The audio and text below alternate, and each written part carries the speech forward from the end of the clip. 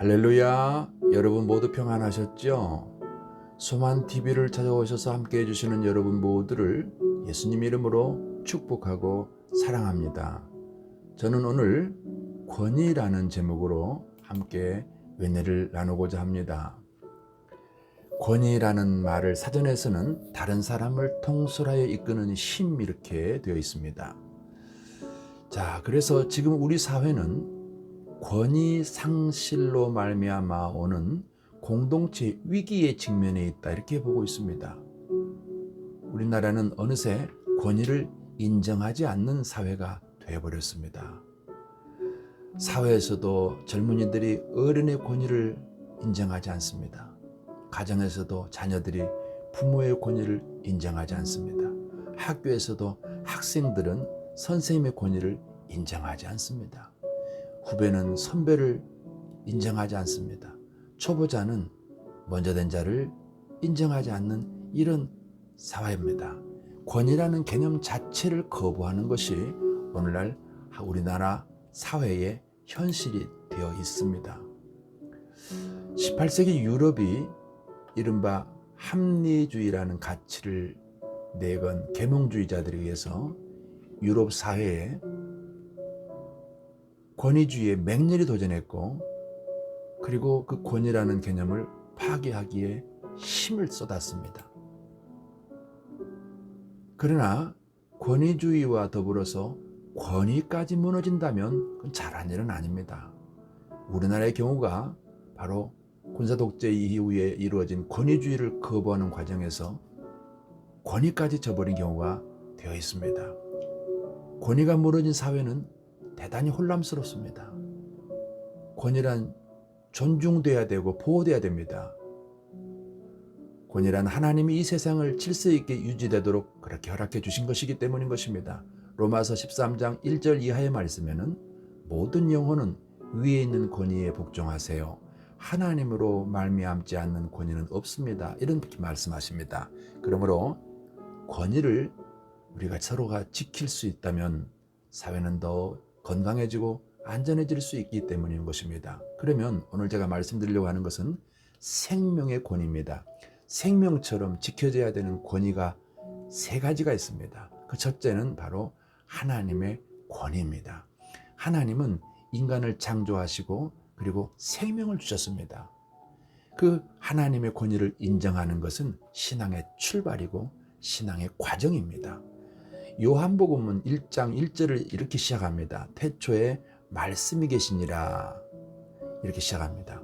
그런데 이 말씀이 뭘 하셨는가? 그 3절에 가면 만물이 그로 말미암아 지은 바 되었으니 지은 것이 하나도 그가 없이는 된 것이 없느니라. 이 말씀을 영어 버전으로 제가 한번 읽어보겠습니다. 1절에 In the beginning 태초의 말입니다.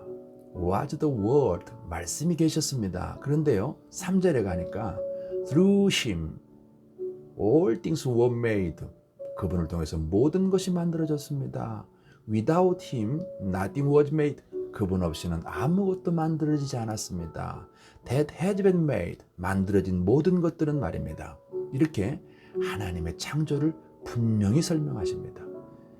그런데 이렇게 창조된 인간에 대해서 창세기 1장 27절은 하나님이 사람을 만들었고 남자도 여자도 만들었고 그 다음에 2장 7절에는 그 만들어진 사람에게 그 코에 생기를 불어넣으니 사람이 생명이 됐다 이렇게 말씀을 하십니다. 따라서 인간은 하나님에 의해서 창조되었고 더 나아가서 하나님의 생명을 받았습니다.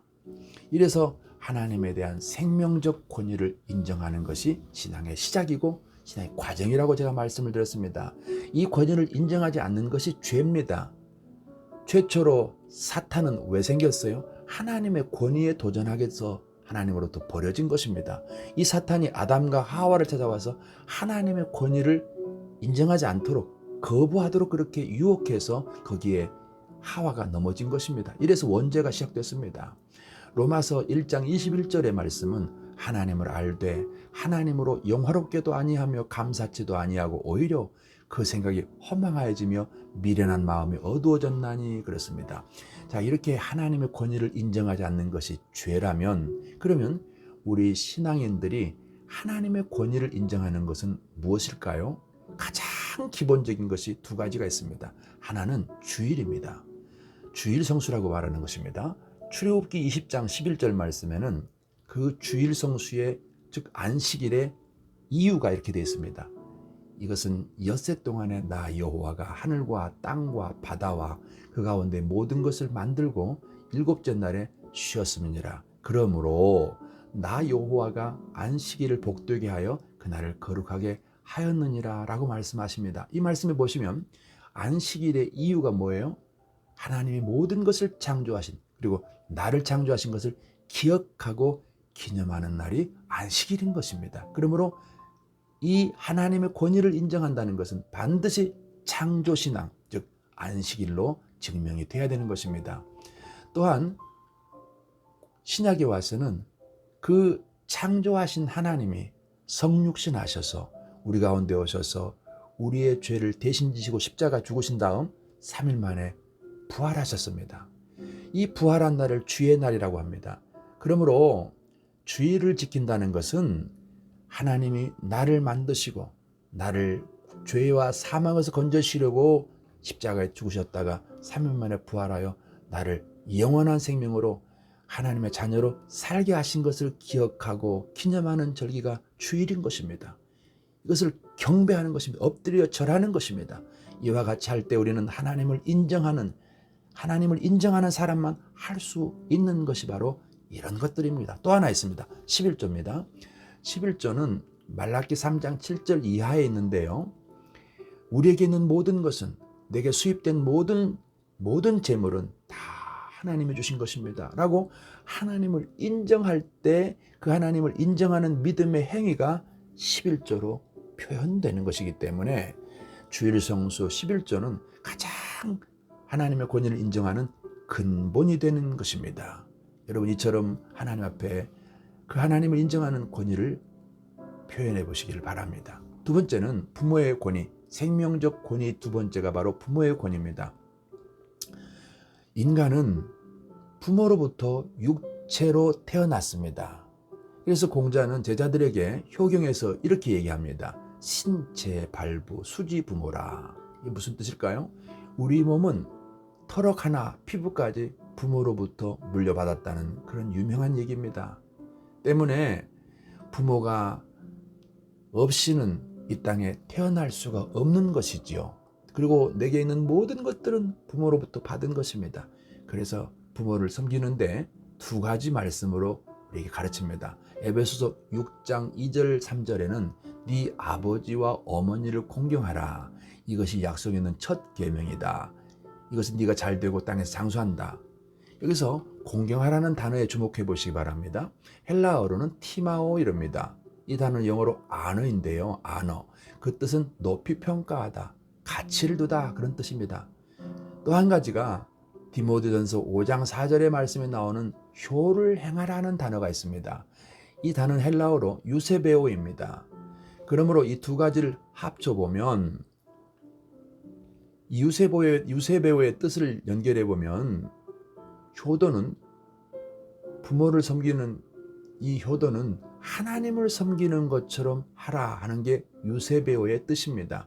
자, 이제 그러면 부모를 공경하고 효를 행하는 것, 이것이 바로 우리가 생명처럼 지켜야 되는 두 번째 생명의 권위입니다. 이제 세 번째 권위를 말씀을 드리겠습니다. 세 번째 권위는 목사님의 권위입니다. 부모님의 권위가 있다면 목사님의 권위도 반드시 지켜져야 되는 것입니다. 그러면 목사는 무엇을 하는 사람일까요? 또는 무엇을 해야 할까요?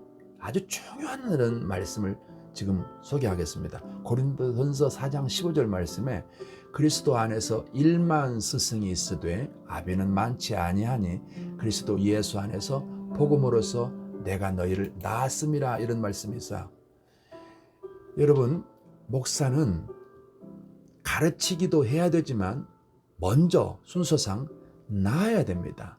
낳아서 양육하는 것이 가르치는 거예요. 그러므로 낳지 않고 가르치기만 한다는 것은 뭔가 반쪽 목회를 하는 것이죠. 이 땅의 복음화를 진정으로 이루기를 원한다면 모든 목회자와 모든 성도들이 바로 이 순서 나아야 됩니다.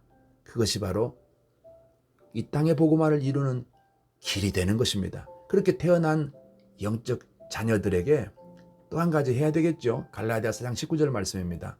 그 태어난 생명을 위해서 해산하는 수고를 해야 합니다. 그리하여 양육을 해야 된다 이 말인 것입니다. 자, 그렇다면 스승과 아비가 무엇이 다를까요? 스승에게서는 우리가 사상도 배우고 지식도 배우고 기술도 배웁니다. 그러나 아버지에게서는 무엇을 받아요? 생명을 받습니다. 지식을 받는 것이 귀할까요? 생명 받는 게 귀할까요? 당연히 생명 받는 게 귀하죠. 우리가 붙들어야 될 게 무엇일까요? 스승일까요? 아비일까요?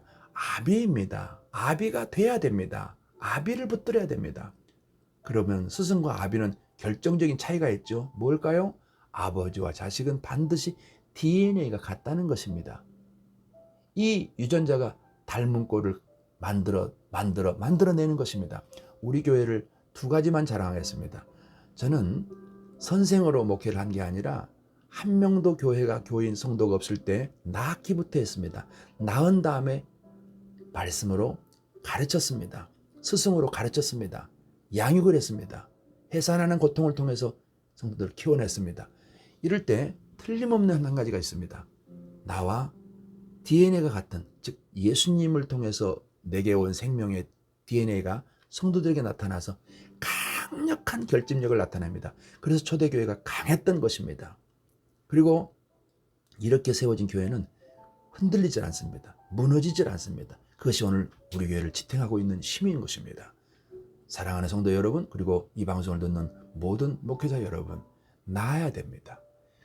성도와 목회자의 관계가 스승과 제자 관계, 이게 관계보다 더 중요한 것이 바로 아비 관계를 형성하는 것입니다. 이제 이런 관계에서 성도들이 어떻게 죄종을 권위를 인정해 드릴 수 있을까요? 갈라디아서 6장 6절 이하에 데살로니가전서 5장 12절 이하에 있습니다.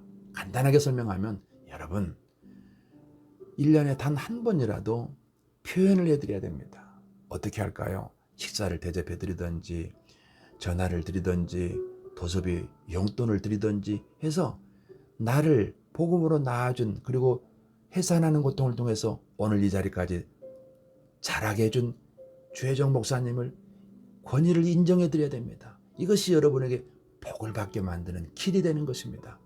나 아니라도 교인들이 많기 때문에 다 할 텐데요. 그렇습니다. 내가 안 해도 다른 분들이 다 합니다. 그러나 다른 분들이 하는 건 하더라도 내가 안 하는 것은 내가 바로 손해보는 것입니다. 나한테 돌아올 게 없잖아요. 내가 받을 상이 없잖아요. 여러분 스스로 복을 쌓고 복을 여러분들이 생산하는 그런 성도들이 되셔야 된다는 말인 것입니다. 이 방송을 들으시는 여러분 모두에게 한 번 더 권해드립니다. 하나님의 말씀이 여러분 삶을 지탱할 수 있기를 바랍니다.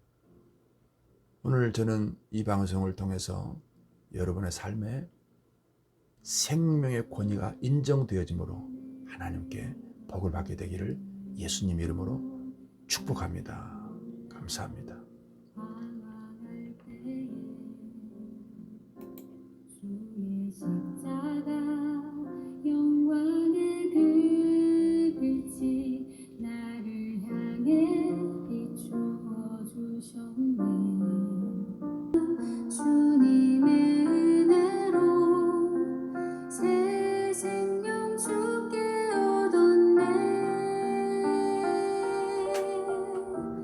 은혜